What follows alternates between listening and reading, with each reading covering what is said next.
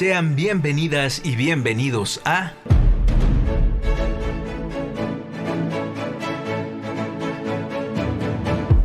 Resonancias íntimas del teatro. Resonancias íntimas del teatro.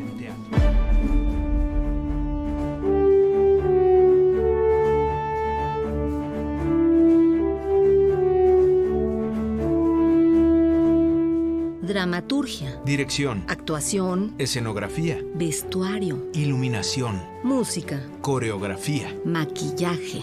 Todo esto y más Conforma la escena teatral.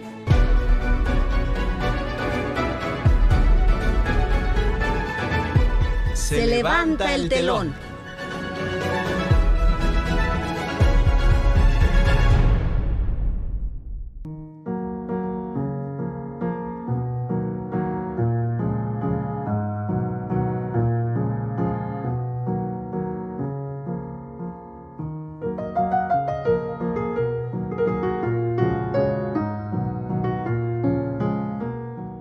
Muy buenas noches, les saludamos Sergio Bonilla y Alegría Martínez. Hoy le damos la bienvenida a Mariana Carreño King, dramaturga, directora de escena y traductora. Mariana ha trabajado con Intar, Labyrinth, The Lark, La Mama, The Atlantic, Stage Repertory, Yati y Mabou Mines, entre otros. Sus obras incluyen Truckers, Intar Theater Humanitas LA, Sasha's House of Love y The Red Jean Labyrinth. Señorita 74489, ganadora en 2014 de Midlife, Nuestras Voces, producción de repertorio español. Y Ofelia's Lovers, Mabou Mines, entre otras. Mariana Carreño ha traducido numerosas obras del inglés al español, entre estas The Elaborate Entrance of Chad Deity de Chris Díaz y Worship de Eduardo Machado, y del español al inglés Descomposición de Alfonso Cárcamo y Patus Nauser de Saúl Enríquez, No Passport Press, además del libro de cuentos Love That Kill de Rosa Beltrán. Mariana es miembro del Labyrinth Theatre Company y egresada del Hispanic Playwrights in Residence Lab en Intar. Mariana es profesora asociada de dramaturgia en Sonny Purchase College. Agradecemos tu presencia en el programa, Mariana. Bienvenida. Muchísimas gracias, les agradezco la invitación. Al contrario, Mariana, qué gusto reencontrarte después de tantos años. Qué gusto reencontrarte. En este programa es un gusto coincidir contigo. ¿Dónde estabas cuando descubriste el teatro, Mariana? ¿Y cómo fue que decidiste que te dedicarías a este arte? Si es que de pronto llegó o sucedió algo en particular que recuerdes. No necesariamente. De muy chiquita mis papás me metieron al Cadac. Entonces yo era así como... Creo que fui el árbol número 3 en una producción del Cadac. Y luego poquito a poquito me fui metiendo más al baile y al teatro. Terminé en el estudio de actores Dimitrio Serrás, con Adriana Roel y Mech Pascual. Sergio, terminé con tu papá y con toda esa banda de gente maravillosa, con Roberto Sosa. Pues de ahí nos conocimos. Y pues yo ya ahí estaba de lleno en el teatro. Y luego pues también de muy chavita, a los 18, 19 me vine a Nueva York. Y la idea siempre fue hacer teatro. No tenía ningún plan cuando me vine.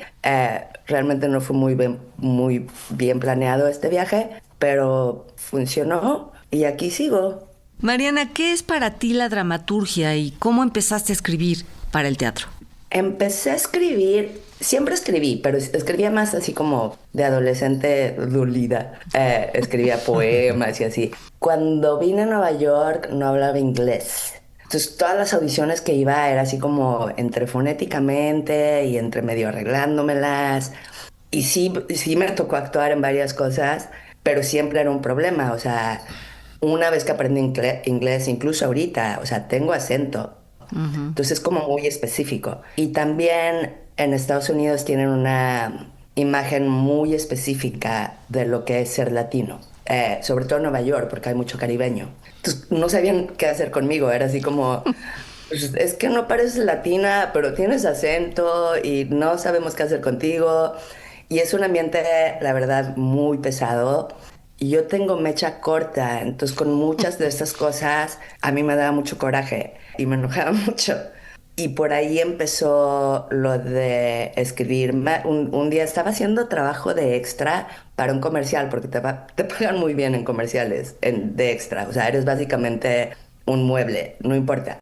Te pagan muy bien. Entonces yo estaba sentada leyendo, siendo un mueble, leyendo mi libro. Siendo un mueble. Empecé como árbol número 3, obviamente, o sea, pues sí. Evolucionaste a silla, ¿no? Evolucioné a silla, a una silla muy bien pagada, y empecé a escribir. Y estaba trabajando con un teatro que se llama Intar, que produce a escritores latinos en inglés, específicamente en inglés. Hay varias compañías de teatro en Nueva York que trabajan en español. Intar es una de las pocas compañías que dicen, no, somos latinos, pero somos de aquí. Entonces empecé a escribir una obra con ellos. Bueno, actué en una obra fue mi debut de actuación off-Broadway en Intar. Y cuando estaba ahí empecé a escribir. Y ahí me producieron mi primera obra. Y de ahí poco a poco empecé a escribir más y empecé a dirigir más.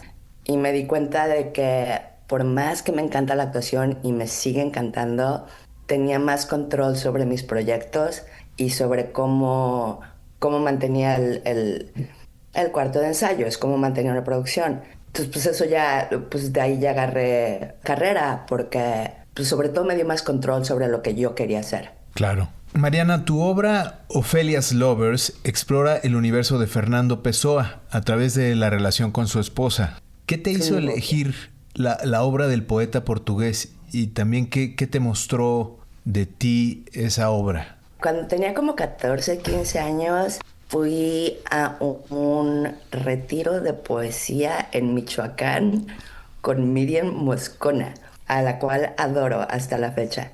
Y Miriam Moscona me enseñó el poema Tabaquería, de Álvaro de Campos. Y fue como que el universo se abrió enfrente de mí. O sea, no dormí como por 2 noches, me puse a escribir. En esa época era mi época de poeta, a los 14, 15. Entonces y fue así como nada parecido a lo que yo había leído antes. Fue una experiencia pues muy profunda para mí leer ese poema. Y de ahí me empecé a meter mucho en su historia y en los heterónimos y en la idea de ser diferentes gente. O sea, no eran más nombre de pluma, o sea, eran personas enteras con horóscopos y con personalidades y con carreras y con biografías muy diferentes. Y me llamó muchísimo la atención, entonces me lo empecé a leer más. Y cuando Mabel Minds es una compañía súper avant-garde, Downtown es así como de muy experimental, pero con mucha historia. Ellos empezaron en los años 60. Ruth Malichek fue una directora maravillosa, ya murió, pero platicando con ella me dijo, ¿por qué no metes este proyecto para la residencia que tenemos? Y lo metí ahí y ahí empecé a trabajar con ellos, que fue el lugar perfecto porque es un teatro muy experimental y porque también en este país en donde yo vivo, en esta ciudad en donde yo vivo, todo es como muy cuadrado. Entonces, si eres latino, si eres mexicana, si eres negro, si eres chino, tienes que escribir sobre eso. Y lo que Mabu Minds me dio fue la oportunidad de explorar un poeta portugués de muchos años más atrás de mi historia y de darme todas las herramientas para poder hacerlo y para poder hacerlo con actores y poder hacerlo en un teatro. Entonces fue una experiencia súper bonita. Qué maravilla lo que puede hacer un poeta, ¿no? Mariana, ¿cuál es la obra o el trabajo de alguna autora o autor que te gustaría traducir a estas alturas de tu carrera? Uy, un montón. Hay una escritora cubana gringa, bueno, cubana, pero sus obras están en inglés. Ella se llama María Irene Fornés, una escritora maravillosa cubana que no es tan conocida como debería. Sus obras me encantaría traducirlas al español. Y traducir del español al inglés. Siempre me ha encantado el trabajo de Víctor Hugo Rascón-Banda. Traduciría cualquiera de sus obras. Pero hay muchos. Juan Villoro, me encanta lo que escribe. Tuvimos un programa muy padre en una compañía que se llamaba El Arc, que traíamos a escritores mexicanos a Nueva York y traducíamos sus obras. Y ahí tuve la oportunidad de traducir muchas de las obras que he traducido al inglés. Pero hay muchos otros escritores que me encantaría. Increíble.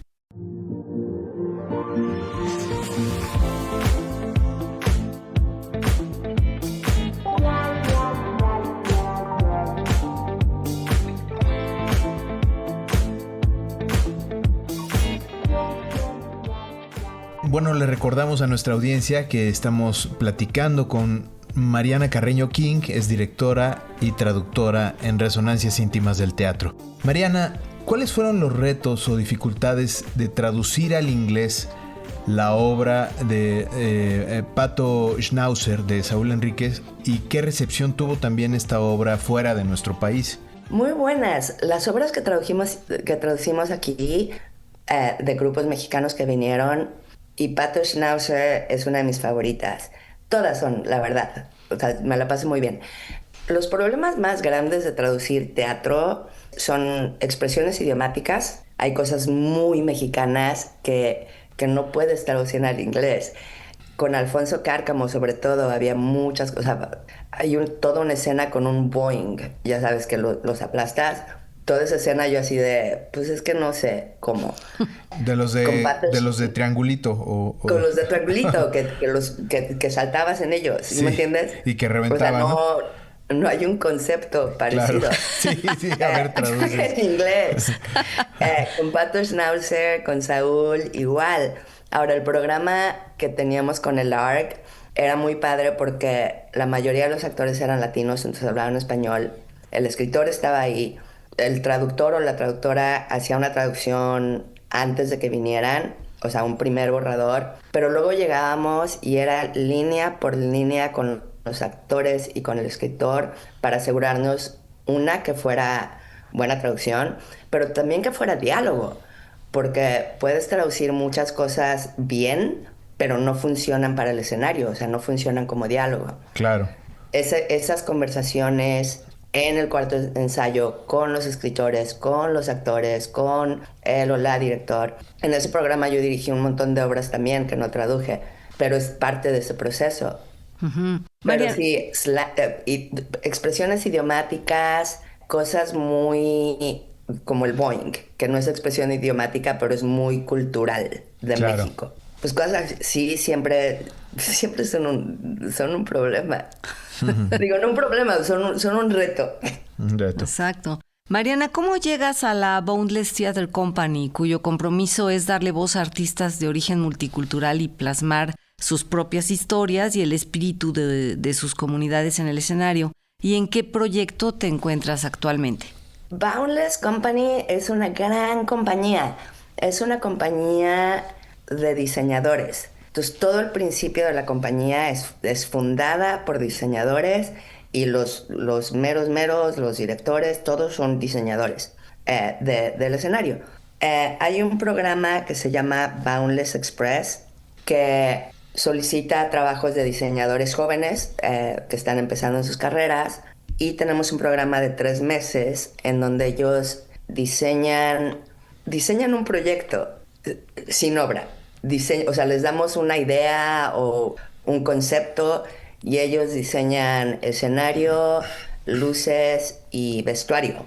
Y luego yo llego y escribo algo para ese diseño. Entonces, como voltear el mundo al revés. Sí, es al revés. En lugar de escribir una obra y que ellos diseñen y yo digo, ok, vamos a hacer esto. Okay. Yo empecé en esa compañía hace miles de años. María Cristina Fusté es la directora artística, es una puertorriqueña fenomenal. Y empezamos, hace como 10 años, empezamos con una obra que yo escribí y que yo dirigí también. En ese proceso yo escribía y dirigía sobre los 43, que pues en Nueva York no se sabía mucho. Entonces había una cosa como muy parte documental, de entrevistas y cosas. Hicimos una cosa así. No fue el primer año de ese programa, hicieron algo antes. Pero era esta como idea de cómo agarrar, cómo darles a los diseñadores el poder de decidir qué es lo que quieren hacer sin obra. Y pues empezamos por ahí y poco a poco pues el programa fue creciendo, fue creciendo. En algún momento éramos nada más María Cristina, Jorge Diepa y yo, creo que otra persona. Ahorita hay como 10 personas entre mentores, diseñadores, o sea, ya es una cosa más, pues más completa, pues. Sí. O sea, ya los diseñadores tienen su propio mentor. Yo ya no dirijo en eso, yo ya nada más escribo. Tenemos una directora genial que hace todo lo que es la dirección, que eso a mí también me aliviana mucho porque siempre me caía al final del semestre, entonces el horario siempre era un poco desmadroso, pero sí, empecé o sea, hace siglos empecé a trabajar con ellos. María Cristina es una diseñadora de luces que ha trabajado en obras mías. El teatro latino en Nueva York no es muy grande. Sí somos muchos y todos trabajamos en otros lugares. Yo también trabajo en teatro que no es latino, pero pues mi corazón sigue estando en el teatro latino.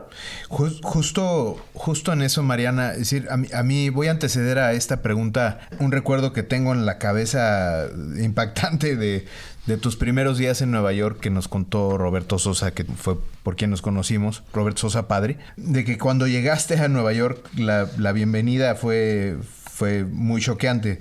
Literalmente creo que ibas caminando por la calle y te cayó una persona casi enfrente que se estaba suicidando. Fue muy fuerte. horrible. Pero más que para desviarnos hacia allá, hablo de esto por el choque cultural también, porque ahora es más común. Pero ¿qué teatro se está haciendo ahora allá? Y en esta escena teatral mexicana, ¿qué tan presente está en los Estados Unidos? ¿Cómo está la escena teatral en Nueva York? Porque no es nada más Broadway, evidentemente, ¿no? No, Broadway es teatro comercial y está bien. Yo lidio más con Off-Broadway y Off-Broadway. Hay muchos problemas económicos, como todos sabemos, cada vez que hay un problema político, económico, socioeconómico, lo primero que se cortan son las artes. El equivalente del INBA aquí cortó todos los apoyos a todas las organizaciones culturales. O sea, estamos de igual todo el en país. ese sentido. En ese sentido estamos muy igual. Entonces, pues bueno, eso es un problema. Aún así, el teatro sigue. O sea, el teatro siempre va a seguir. Siempre va a haber gente haciendo teatro. En términos de teatro latino, hay un montón de compañías en Estados Unidos, en todo Estados Unidos, en Atlanta, en Los Ángeles, en Miami, en donde quieras. En Nueva York, que es lo que estoy más familiarizada, hay varios teatros que hacen teatro en español. Hay por lo menos un teatro que hace teatro bilingüe, mitad de la semana en español, mitad en inglés. Yo hice una obra ahí como actriz, era muy divertido, siempre nos equivocábamos de idioma. O sea, el teatro sigue. En términos de Off-Broadway, pues obviamente la cuestión económica es un problema. La mayoría de los teatros son organizaciones sin fines de lucro y pues la gente muchas veces, sobre todo después de COVID y así, pues no tiene el dinero para apoyar a las artes. Y una vez que pues le quitas el apoyo institucional a estas compañías, pues obviamente todo el mundo sufre. El ARC, que es la compañía en donde yo traduje todas esas obras que tenía el intercambio con México, cerró después de COVID. O sea, ya murió. Y así ha habido varias. Pero otras empiezan. O sea, yo doy clases de dramaturgia en una universidad pública y veo a chavitos que, o sea, no vienen de dinero, que no vienen de casas privilegiadas y que hacen unos trabajos espectaculares con nada, que es simplemente la necesidad y el impulso de hacer teatro. Y eso no se va a acabar nunca. Por fortuna, Mariana. Oye, y si es que esto ocurre, ¿cómo se observa la escena teatral mexicana desde allá? Si es que hay una posibilidad de que se observe. O sea... Bueno, sí. hay muchos mexicanos en Nueva York. Uh-huh. O sea, vamos a empezar por eso. La comunidad mexicana en Estados Unidos es muy grande. Y cuando yo llegué aquí hace muchos miles de años, no había tantos. O sea, la verdad es que Nueva York era más caribeño, era más cubano, era más puertorriqueño, era más dominicano. Casi no había mexicanos. Había en Queens muchos poblanos, siempre la mejor comida del mundo entero mundial. Pero la comunidad mexicana estaba realmente en Los Ángeles, en la costa oeste. Ha habido cantidad de mexicanos que se han venido a Nueva York.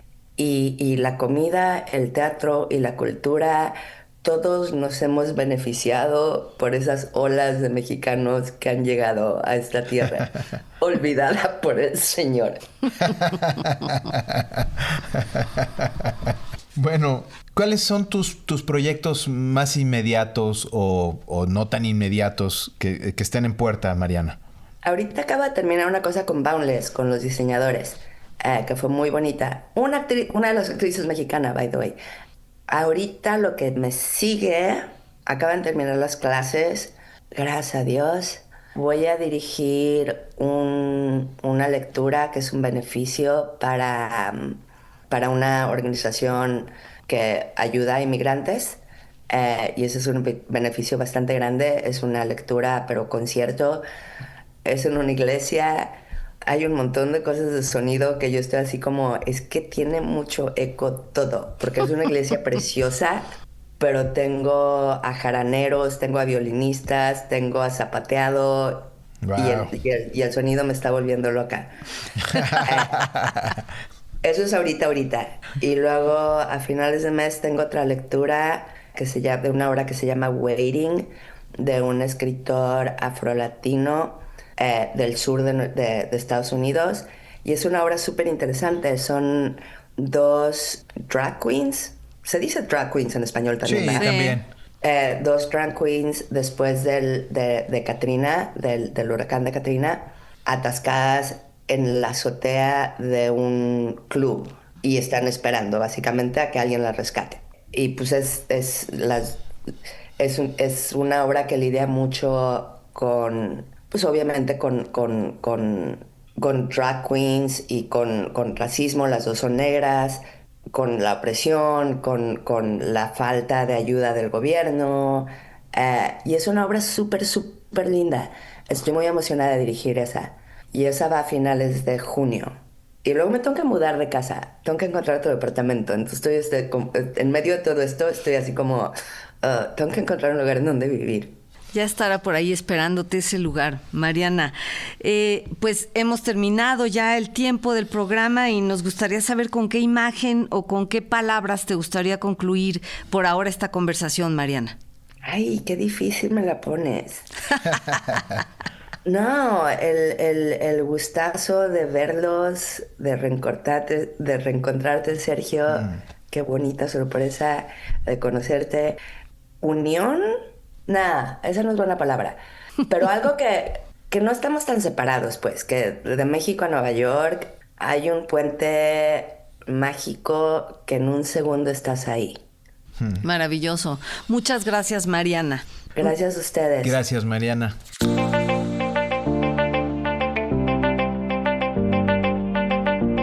Esta semana recomendamos...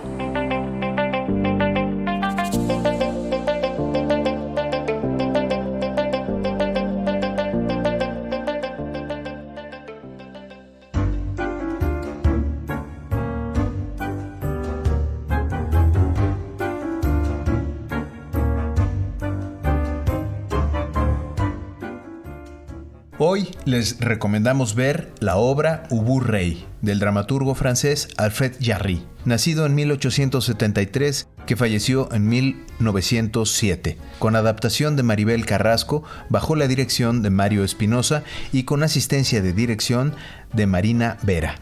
Es un proyecto escénico pertinente y necesario, pues este es un texto que refleja sin cortapisas los excesos y el desmedido abuso que genera el poder en el ser humano. Ubu Rey es un arquetipo universal de todos los tiempos. Esa es la genialidad de Alfred Jarry, al haber creado no solo esta historia, sino a este gran personaje que representa una metáfora emblemática sobre lo grotesco del autoritarismo y la concentración del poder en todas las épocas y por supuesto en la actualidad. afirma Maribel Carrasco, autora de la adaptación. Invitamos a nuestra audiencia a ver Ubu Rey, que cuenta con el trabajo de diseñadores profesionales de importante trayectoria y un elenco responsable también del montaje y desmontaje del carro de comedias de la UNAM, escenario itinerante que lleva las funciones a distintos espacios públicos. Son jóvenes seleccionados mediante convocatoria abierta y audiciones a nivel nacional, que reúne intérpretes de diversas regiones y formaciones como Santiago Alfaro, Valeria Becerril y Alejandra Piastro de la Ciudad de México, egresados del Centro Universitario de Teatro de la UNAM, Edwin Bol de Hermosillo, Sonora, formado en la Escuela Nacional de Arte Teatral del Imbal, Víctor Villagrán de Cuernavaca, Morelos, del Centro Morelense de las Artes, y Naomi Roldán de Tepotzotlán, Estado de México, de la Universidad Veracruzana. Ubu Rey se presenta de manera gratuita en la explanada de la Fuente del Centro Cultural Universitario, ubicada en el Centro Cultural Universitario que se encuentra en Insurgente Sur, número 3000, Alcaldía Coyoacán. Ubu Rey ofrecerá sus últimas funciones de esta temporada el sábado 27 y el domingo 28 de junio a las 11 de la mañana. Les sugerimos que vayan por esta experiencia de teatro de calle que mezcla talento joven y experimentado al aire libre junto a la Fuente del Centro Cultural Universitario.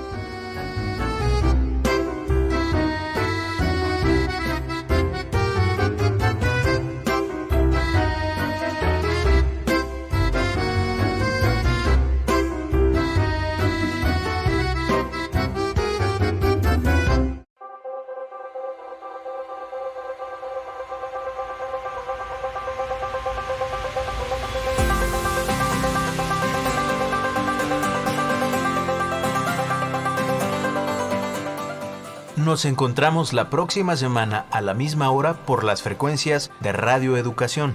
O en las butacas de algún teatro. O arriba del escenario. Soy Alegría Martínez. Y yo, Sergio Bonilla. Hasta las próximas resonancias íntimas del teatro.